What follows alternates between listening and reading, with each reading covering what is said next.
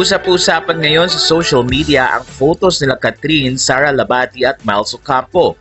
Ayon sa mga fans, naalala nila ang time na noong 2023 ay tila taon na maraming mga artista ang naghiwalay. Unang nabalita ay ang hiwalayang Miles Ocampo at Elijah Canlas. Nabalita din ang hiwalayang Sara Labati at noong November nga ay sina Catherine at Daniel Padilla.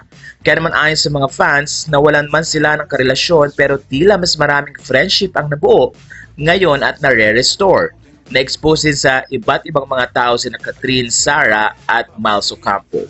Ilang mga photos kasi ang makikitang ipinost ni Sara Labati na masaya niyang kasama sina Catherine at Miles at tila nagbabanding nga ang mga ito.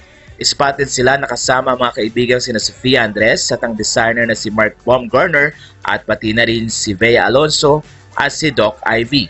Kamakailan din ay lumabas ang balitang tuloy-tuloy ang pagiging Star Magic talent ni Kat at busy naman si Miles sa pagiging host ng long-time running noontime show na Eat Bulaga.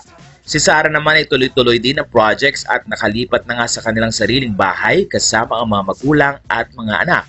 Sa puntong ito ay masaya na may kaibigan na patuloy na nagpapalakas ng loob sa isa't isa at thankful din ng mga fans dahil makikita na graceful ang healing at pag-moving forward ng mga nasabing actress lalo na ngayong 2024 na mukhang malaki at marami ang mga proyektong naka-in-store sa kanila.